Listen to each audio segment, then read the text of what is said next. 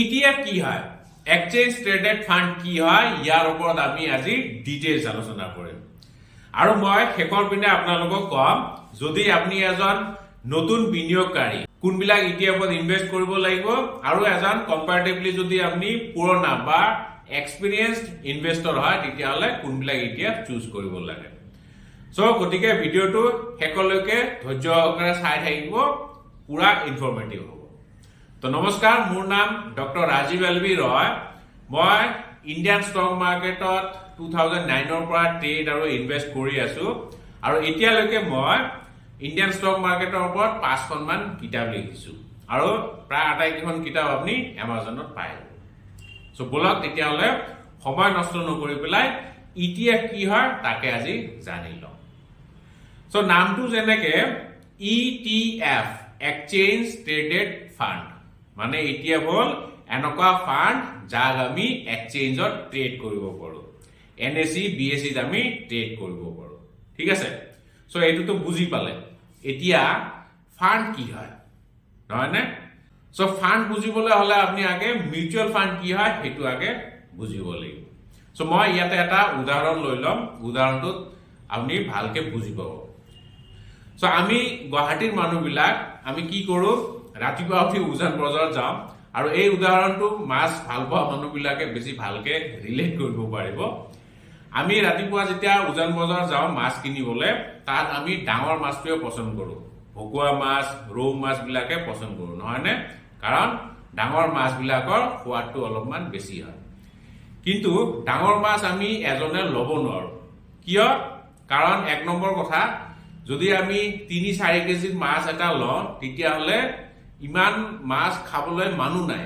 গুৱাহাটীৰ মানুহবিলাকৰ পৰিয়ালবোৰ অলপমান সৰু সৰু, 3জন-4জন এনেকুৱা পৰিয়ালত মানুহ থাকে, গতিকে ইমান ডাঙৰ মাছ লৈতো লাভ নহ'ব।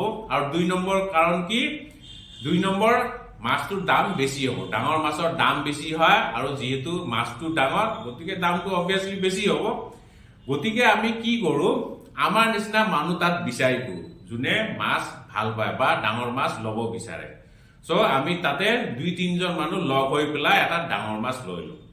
ধৰি লওক আমি 4 কেজিৰ মাছ এটা পচন্দ কৰিলো, ভকুৱা মাছ এটা, মাছটোৰ দাম ধৰি ললো আমি 1200 টকা। ঠিক আছে, আমি 3জন মানুহে পইচা ভগাই পেলাই মাছটো এতিয়া লওঁ। 3জন মানুহ ধৰি লওক মই 600 টকা দিলো, আৰু বাকী 2জনে 300 দি পেলাই মাছটো ললো 1200 টকা। ঠিক আছে, মাছটো এতিয়া কেনেকে ভগাম, যিহেতু মই 600 টকা দিছো গতিকে মই আধা মাছটো পাম, মানে 2 কেজি মাছ পাম, আৰু বাকী 2জনে 1 কেজিকে লৈ লওঁ। ঠিক আছে, এনেকে আমি আমাৰ মানে যোনটো অবজেক্টিভ, ডাঙৰ মাছ খোৱা অবজেক্টিভ, সেইটো ফুলফিল হ'ল, নহয়নে? ডাঙৰ মাছো পালো, প্লাছ পইচাৰ বাৰ্ডেনটো অলপমান কমিলে, আমি অলপমান সস্তাতে ডাঙৰ মাছ খালো। ঠিক আছে, মিউচুৱেল ফান্ড বিলাক অলপমান তেনেকুৱা ধৰণে হয়। যেনেকে MRFৰ এটা শ্বেয়াৰৰ দাম কিমান? আজিৰ ডেটত MRFৰ এটা শ্বেয়াৰৰ দাম হ'ল 1,30,000 টকা। ইমান টকা দি পেলাই আমাৰ নিচিনা ৰিটেইল ইনভেষ্টৰে শ্বেয়াৰ নিকিনে, নহয়নে? যদি আপোনাৰ হাতত 1 লাখ বা 1.5 লাখ টকা থাকে, আপুনি এটা শ্বেয়াৰ কিনিব নি MRFৰ? আপুনি কেতিয়াও নিকিনে। আপুনি অলপমান সস্তীয়া শ্বেয়াৰ কেইটামান কিনি থব, 10টা, 15টা, 20টা মান সস্তীয়া শ্বেয়াৰ কিনিব, নহয়নে? কিন্তু মিউচুৱেল ফাণ্ডে আমাক এইটো এক্সেছটো দিয়ে। আপুনি যদি MRFৰ শ্বেয়াৰটো কিনিব বিচাৰে, কাৰণ MRF শ্বেয়াৰটো ভাল, এতিয়া MRFটো বহুত কষ্টলি হৈ আছে। আগত যেতিয়া আমি নতুন নতুন মাৰ্কেটত আহিছিলো, তেতিয়া MRFৰ শ্বেয়াৰ প্ৰাইচ আছিল প্ৰায় 3-4 হাজাৰ মান টকা। তেতিয়া যদি আমি কিনিলো হয়, এতিয়া 1,30,000 টকাৰ মালিক হৈ গলো হয়, নহয়নে? মিউচুৱেল ফাণ্ডে এইটো আমাক এক্সেছটো দিব, এই সুবিধাটো আমাক দিব, যদি আপুনি এনেকুৱা কষ্টলি ষ্টক কিনিব বিচাৰে। আৰু নট অনলি কষ্টলি, আপুনি যিকোনো শ্বেয়াৰ ল'ব পাৰে থ্ৰু মিউচুৱেল ফাণ্ড। মানে মিউচুৱেল ফাণ্ড কোম্পানীয়ে কি কৰে, আমাৰ নিচিনা বহুত ৰাইজৰ পৰা পইচা অলপ অলপ গোটাই লৈ পেলাই পইচাবিলাক তেওঁলোকে শ্বেয়াৰত ইনভেষ্ট কৰে। ধৰি লওক 40টা-50টা মান শ্বেয়াৰ লৈ পেলাই এটা পৰ্টফলিঅ' বনালে, আৰু যাৰ যিমান কন্ট্ৰিবিউচন আছিল সেইটো অনুপাতত চবকে শ্বেয়াৰ বিলাক এনেকে ভগাই দিয়ে, আৰু তাত শ্বেয়াৰ হিচাপে ভগাই নিদিয়ে, তাক আমি ইউনিট হিচাপে পাম। ঠিক আছে, এইবিলাকক শ্বেয়াৰ নকয়, এইবিলাকক কোৱা হয় ইউনিট। এইটোৱে হ'ল মিউচুৱেল ফাণ্ড ঠিক আছে মিউচুৱেল ফাণ্ডৰ সুবিধা কি যেহেতু এজন প্ৰফেশনেল ফাণ্ড মেনেজাৰে শেয়াৰ কিনি লয় বা পোৰ্টফলিঅ এটা বনায় গতিকে তেওঁলোকৰ সিলেকশনটো অবভিয়াসলি ভাল হ'ব আমাতকেতো বহুত ভাল হ'ব কাৰণ তেওঁলোক বেছি এক্সপাৰ্ট ঠিক আছে আৰু তেওঁলোক প্ৰফেশনেল হয় তেওঁলোকৰ ৰিসাৰ্চ টিম থাকে গতিকে তেওঁলোকৰ যোনবিলাক ষ্টক সিলেকশন হ'ব সেইবিলাক আমাতকে বহুত গুণে ভাল হ'ব ঠিক আছে সো আপুনি এনেকে পইচা ইনভেস্ট কৰিব পাৰে থ্ৰু মিউচুৱেল ফাণ্ড তো বুজি পাইছে মিউচুৱেল ফাণ্ড কি হয় এতিয়া আমি ব্যাক টু ETF ত আহো সো ETF টো আৰু ভালকে বুজিবলৈ হলে আপুনি মিউচুৱেল ফাণ্ডৰ টাইপসটো বুজিব লাগিব ব্ৰডলি মিউচুৱেল ফাণ্ড দুই ধৰণৰ এটা হ'ল এক্টিভ ফাণ্ড আৰু এটা হ'ল পেসিভ ফাণ্ড এক্টিভ ফাণ্ড কোনবিলাক এক্টিভ ফাণ্ডত ফাণ্ড মেনেজাৰে এক্টিভলি পোৰ্টফলিঅটো মেনেজ কৰে ঠিক আছে মাৰ্কেট উঠিলে তেওঁলোকে ৰিবেলেন্স কৰিব যেতিয়া মাৰ্কেট ডাউন হয় বা যোনবিলাক ষ্টক ভালকে পাৰফৰ্ম নাই কৰা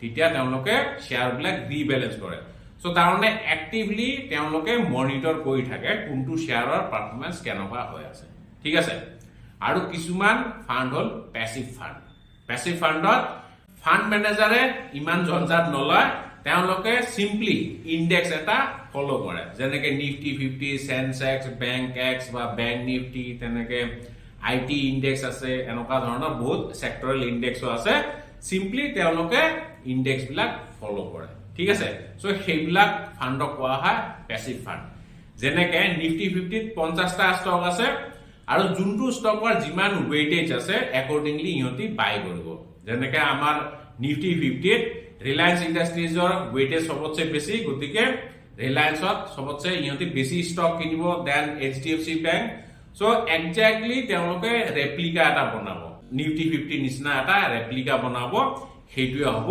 পেসিভ ফাণ্ড ঠিক আছে আৰু এতিয়া আহিব আপোনাৰ ETF ৰ কনসেপ্টটো সো ETF বিলাক হল এটা পেসিভ ফাণ্ড ঠিক আছে মানে এনেকা মিউচুৱেল ফাণ্ড কোম্পানী বিলাকে এনেকুৱা এটা ফাণ্ড বনাব যোনটো নিফটি 50 বা ব্যাংক নিফটি বা এনেকুৱা সেক্টৰেল ইনডেক্স এটা ফলো কৰি পেলাই এনেকা এটা পোৰ্টফলিঅ বনাব ঠিক আছে সো ইনডেক্সটো যিমান ওয়েটেজ আছে এটা পাৰ্টিকুলাৰ ষ্টকৰ সেই ওয়েটেজ মতে তেওঁলোকে এটা পোৰ্টফলিঅ বনাই পেলাই এটা ফাণ্ড বনাব ঠিক আছে সো এইটোৱে হ'ল ETF এক্সচেঞ্জ ট্ৰেডেড ফাণ্ড আৰু এইবিলাক এক্সচেঞ্জত ট্ৰেড হয় মিউচুৱেল ফাণ্ড বিলাক কিন্তু এক্সচেঞ্জত ট্ৰেড নহয় আপুনি যেতিয়া মিউচুৱেল ফাণ্ড কিনিব থ্ৰু AMC কিনিব লাগিব মানে এসেট ম্যানেজমেন্ট কোম্পানী যেনেকে SBI আছে আদিত্য বিৰলা আছে নিপন ইণ্ডিয়া আছে সো তেওঁলোকৰ কোম্পানীৰ থ্ৰু দিহে আপুনি মিউচুৱেল ফাণ্ড বিলাক কিনিব পাৰিব কিন্তু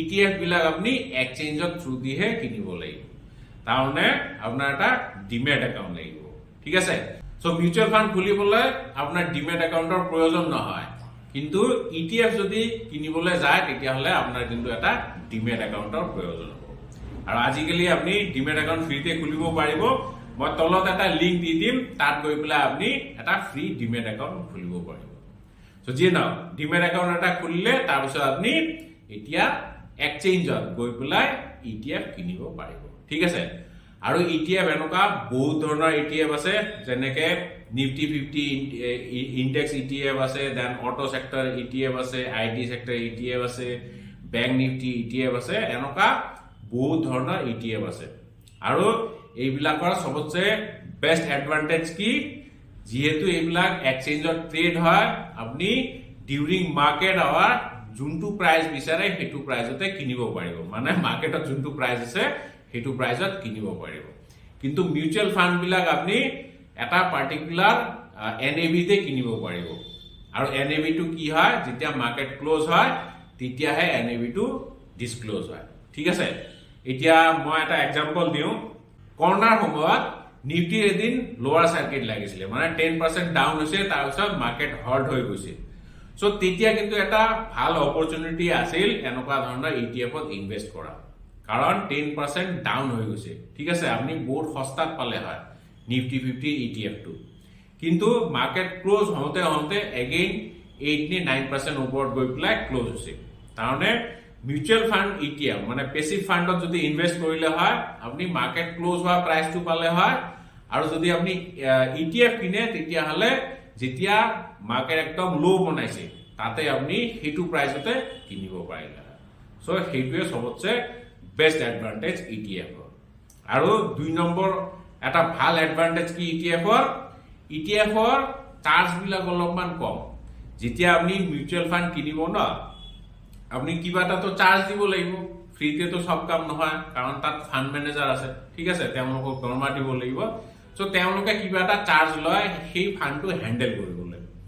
কিন্তু ETF বিলাক যেহেতু পেসিভলি মেনেজ ফান্ড, সো সেই কাৰণে ইহঁতৰ চাৰ্জ বিলাক বহুত কম, ঠিক আছে।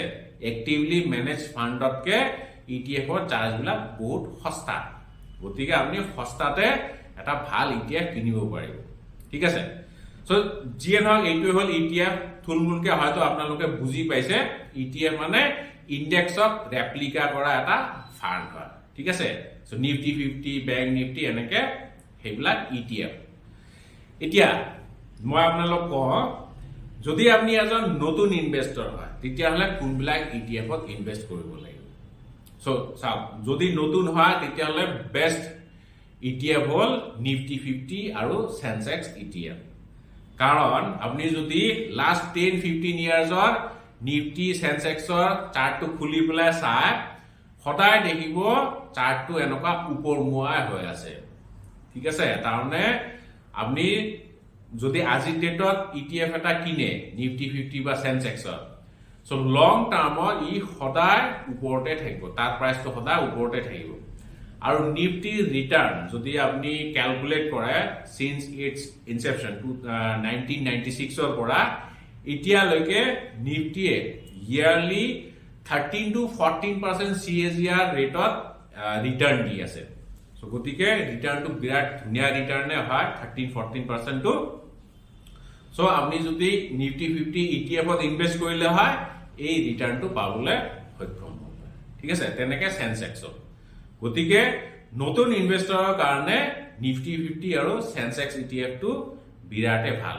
আপনি ট্ৰেডিং প্ল্যাটফৰ্মত গৈ পেলাই নিফটি 20 মাৰিব বা সেনসেক্স 20 মাৰিব, সেইটো হ'ল নিফটি 50 ETF। আৰু এই দুটা ETF নিপন ইণ্ডিয়া মিউচুৱেল ফান্ডে মেনেজ কৰে, ঠিক আছে। সো নিফটি 50 আৰু বেলেগ ETF আছে, যেনেকে কোটেক বেংকেও মেনেজ কৰে বা ICICI AMCও মেনেজ কৰে, কোটেক মিউচুৱেল ফান্ড, ঠিক আছে। সো সেইবিলাকো কিনিব পাৰে, কিন্তু নিফটি 20 টো কম্পাৰেটিভলি লিকুইড হয়, আপনি যেতিয়া তেতিয়া কিনি পেলাই যেতিয়া তেতিয়া বিক্ৰীও কৰিব পাৰিব, ঠিক আছে। আৰু যদি আপনি অলপমান এক্সপেৰিয়েন্সড হয় তেতিয়াহ'লে আপনি কিন্তু সেক্টৰেল ETF বিলাক বাই কৰিব পাৰে। যেনেকে last year reality সেক্টৰে 82% return generate কৰি দিছে। সো যদি আপনি ৰিয়েলিটি ETF এটা কিনিলে হয় তেতিয়াহ'লে আপনি 82% ৰিটাৰ্ণ পাবলৈ সক্ষম হ'ল, ঠিক আছে। যদি আপনি জানে যে এই বছৰত এই পাৰ্টিকুলাৰ সেক্টৰটো ভাল পাৰফৰ্ম কৰিব, তেতিয়াহ'লে আপনি সেইটো সেক্টৰৰ ETF এটা বাই কৰিব পাৰে, ঠিক আছে। আৰু নট নেসেসাৰি আপনি লামসাম ইনভেস্ট কৰিব লাগিব, আপনি মাহে মাহে বা উইকলি SIPও কৰিব পাৰে ETF-ত, ঠিক আছে। সো ধৰি লওক নিফটি 1% বা 2% ডাউন হলে মই সাম কোয়ান্টিটি কিনিম, ধৰি লওক 5টা বা 10টা কোয়ান্টিটি কিনিম। নেক্সট মাহত এগেইন তেনেকে 2% 3% ডাউন হলে মই কিনিম, বা আপনি এনেকে কিছুমান ৰুল বনাব যোনটো আপোনাক সুট কৰে, কৰি পেলাই এনেকে সিস্টেমেটিকলি ইনভেস্ট কৰিব পাৰে, ঠিক আছে। সো এইটোৱে হ'ল ETF। সো মই আশা কৰিছো ETF-ৰ বিষয়ে আপনি এটা এতিয়া ভাল ধাৰণা পাইছে। আৰু last but not the least মই আপোনালোকক ক'ব বিচাৰিম, যদি আপনি শেয়াৰ মাৰ্কেটত একেবাৰে নতুন শিকিব বিচাৰিছে তেতিয়াহ'লে www.rajivelvi.co.in ত যাব। তাত গৈ পেলাই আপনি শেয়াৰ মাৰ্কেটৰ একেবাৰে বেসিকৰ পৰা কিছুমান কোৰ্স ল'ব পাৰিব। যদি আপনি ইন্টাৰডে ট্ৰেডিং বা অপশন ট্ৰেডিং, সুইং ট্ৰেডিংৰ কোৰ্স লয় সেইবিলাকো ল'ব পাৰিব। সো যিয়ে নহওক ভিডিঅ'টো একেবাৰে শেষলৈকে চোৱাৰ বাবে অশেষ ধন্যবাদ। জয় আই অসম।